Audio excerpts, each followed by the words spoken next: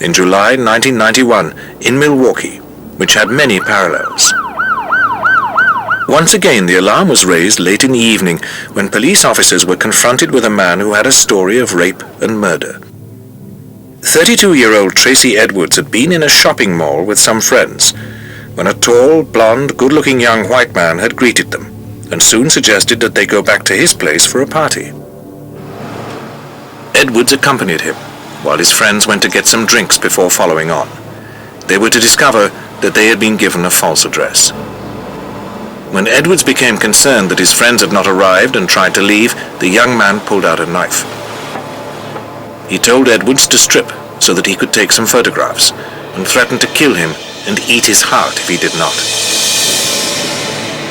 As the man was setting up his camera, Edwards managed to hit him on the side of the head and race out of the apartment. He found the police nearby, and together they went back, with Edwards gasping out his story. He waited outside the block while the police knocked on the apartment's door. When the young man opened it, he seemed calm at first, but when asked why he had threatened Edwards, he suddenly went berserk and had to be forcibly subdued. The police then searched the apartment. What they found was to begin Milwaukee's biggest murder inquiry, and one of the most gruesome in the history of the United States. All right. Circuit Court, Branch 38, in Corporal Walsh County, is now in session. Jeffrey Dahmer presiding. Silence is demanded.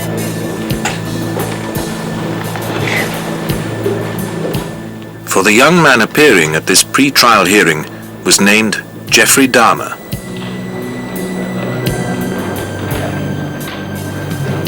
Afternoon, Your Honor. Attorneys Gerald P. Boyle and Wendy Patricus and Scott Hansen. Here on behalf of Mr. Dahmer. The court was to hear that after Dahmer had been subdued, the police had started to search the flat. In the kitchen, one of them opened the refrigerator and was appalled to find himself face to face with a human head.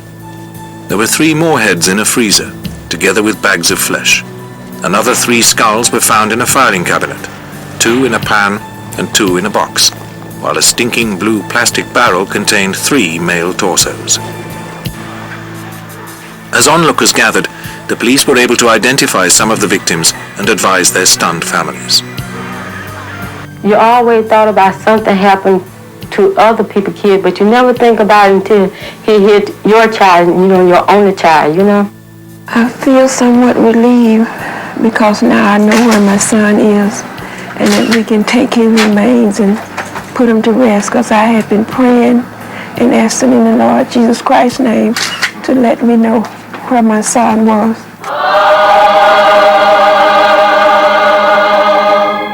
Eventually, the heads and skulls totaled 11, although Dahmer was believed to have been responsible for some 17 killings.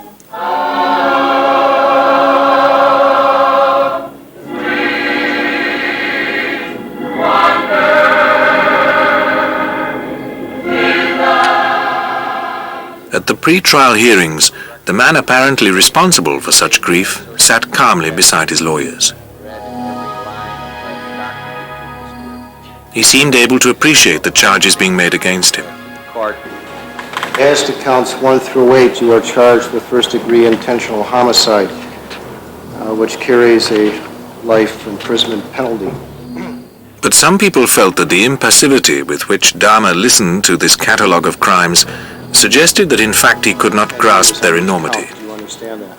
Yes, I do, Your Honor. You also understand. But this was a feeling which was not accepted by the prosecution, which was concerned that Wisconsin did not have the death penalty. If there is a state that we can have a provable case that has a death penalty, I'm going to relinquish our prosecution to that state after Milwaukee. I'm not going to interfere with any state that has the ability to prosecute with the potential of a death penalty. As the pre-trial hearings continued and the enormity of what had happened became clear, the mood in many parts of Milwaukee began to change. Right now, a lot are angry, they're hurt, people are in mourning for the city, for the people that were lost. They're angry that why their son died like this. 3 years ago, this was probably one of the safest cities in the country to live. Dahmer was brought to trial in January 1992 before Judge Lawrence Graham, charged with 15 murders where the victims had been identified. His defense attorneys had attempted to plead guilty but insane, but the prosecution refused to accept this, so the full grisly story had to be presented in court. Jeffrey Dahmer had been born on the 21st of May 1960 in Milwaukee. Both his parents were strong characters, with his father often away on business. The marriage broke up when Dahmer was 18 in a long and messy divorce. He was a withdrawn child with a high IQ, but he seemed unable to concentrate and got poor grades. Some of his school friends, like Marty Schmidt, seemed to sense a fatal weakness even then. It just seemed to me that he was so lost that I felt real strongly, always like something very tragic was going to happen. Nevertheless, Dahmer got a place at Ohio State University to study business, but soon dropped out with severe alcoholic problems. Like Heidnik, Dahmer then joined the U.S. Army, but his drinking continued, and he was discharged as totally unfit for military life in 1980. Dahmer had revealed that he had committed his first murder at the age of 18 during his parents' divorce, while they were living in Bath Township, Ohio.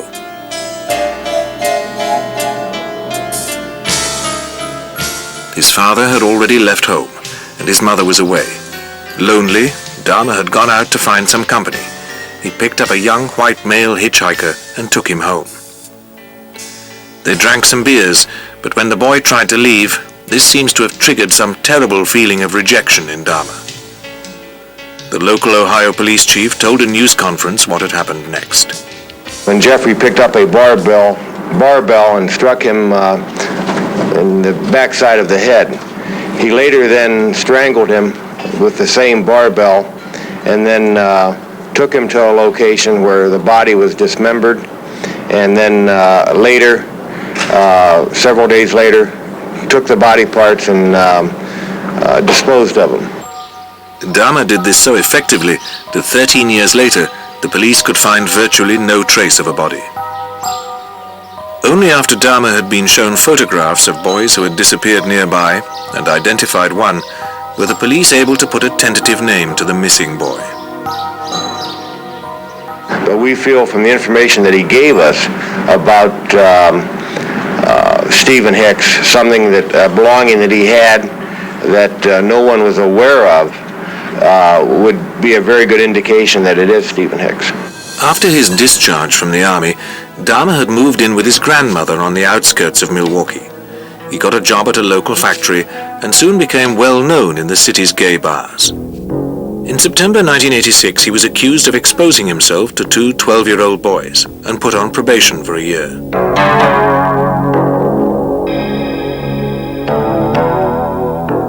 He behaved perfectly, but within a week of finishing his probation, Dahmer killed his next victim in a hotel.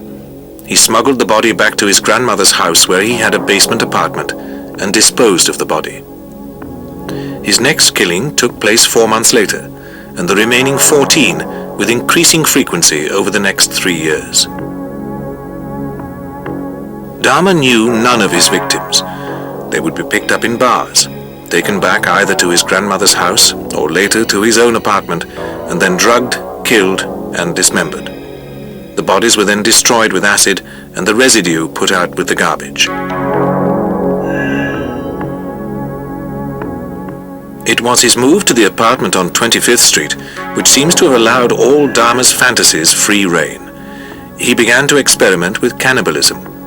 By the time he was caught, Dahmer seems to have been eating many parts from his victims and had little other food in his apartment. Twice he came close to being caught, and both times, amazingly, the boys came from the same family. In September 1988, a 13-year-old Laotian boy, Kason Sinthasompone, managed to escape from Dahmer's clutches. Charged with sexual assault, Dahmer was found guilty but released on bail while psychiatric tests were carried out before sentencing. Both the prosecution and Dahmer's father pleaded for a custodial sentence, but Dahmer gave such a good impression of penitence and sincere desire for psychiatric help that he was put on probation, with 1 year to be spent in a house of correction where he could receive treatment but continue to work. When he finished this regime, Dahmer returned to his apartment and to an increasing number of killings. His other escape came only 2 months before he was finally caught. Another of his victims managed to escape. This was Konarak Sinthasompo, the brother of Kaysen, who had accused Dahmer 3 years earlier. He was found naked, terrified, and apparently drunk in the street by passers-by who called the police. Onlookers saw Dahmer appear, calmly assure the police that Konarak was his boyfriend who had run off during a quarrel, and take him away to his death. When one woman rang the police to check on his safety, the police were unconcerned. It's all taken care of, ma'am. Are you sure? Ma'am, I can't make it any more clear. It's all taken care of. That's, you know, he's with his boyfriend and his boyfriend's apartment where he's got his belongings also. But that's where it's released. Isn't this, what if he's a child and not an adult? Are you positive this is an adult? Ma'am, Mm-hmm. like I explained to you, it's all taken care of. It's as positive as I can be. When this recording was made public, many were outraged that the police had preferred to believe a tall, good-looking white man rather than his Asian accuser. Milwaukee Police Chief Philip Areola reacted to these claims. The investigation further discloses that the police department individuals who responded failed to conduct a basic, proper police investigation into the matter. The 3 policemen were suspended from duty and the city was split.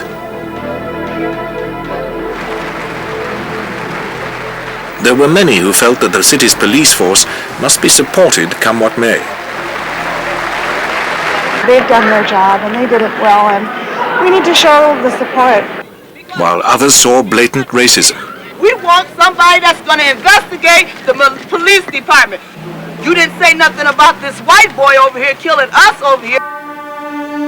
As the trial went on, there was speculation as to what had inspired Dahmer to commit his dreadful crimes. One police investigator claimed that Dahmer had killed his victims so that they wouldn't leave him, just as Heidnik had imprisoned his girls. But for the prosecutor, this suggestion that he had in effect killed for company ignored the main point. Unlike other serial killers, Dahmer had become a cannibal. We're not talking about an urge to eat chocolate-covered donuts. We're talking about an urge for corpses. Prosecution psychiatrists argued that although Dahmer was undoubtedly suffering from massive psychiatric disorders, including necrophilia, he certainly had the capacity to understand that what he was doing was wrong. The jury agreed, and on the 15th of February, Judge Graham read out their verdicts. State of Wisconsin versus Jeffrey Dahmer, case number F912542, special verdict, question number 1. At the time the crime was committed in count 12 of the information in regard to the death of Matt Turner, also known as Donald Montrell, did the defendant Jeffrey L. Dahmer have a mental disease? Answer, no. Dahmer was found guilty on each of the 15 counts he had been charged with. Wisconsin does not have the death penalty, so 2 days later his victims' families heard him sentenced to 15 separate terms of life imprisonment. Signed by Todd P. Tomlin and his foreman to the jury. Dahmer claimed that he had no idea why he committed such appalling acts. Psychiatrists speculated that he had a split personality brought on by childhood feelings of loneliness and insecurity. Whatever the explanation, he could seem rational and convincing while disguising his anger and resentment at humanity, his morbid obsession with death and violence, and his dreadful sexual desires. But Dahmer did not survive for long. His life ended only 2 years later, when he was murdered in prison by one of his fellow inmates.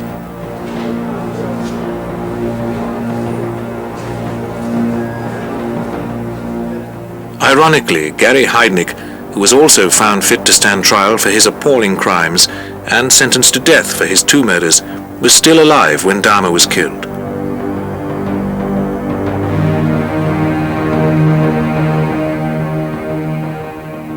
Despite his pleas to the Pennsylvania Supreme Court that he should be allowed to die, appeals were still keeping him from execution.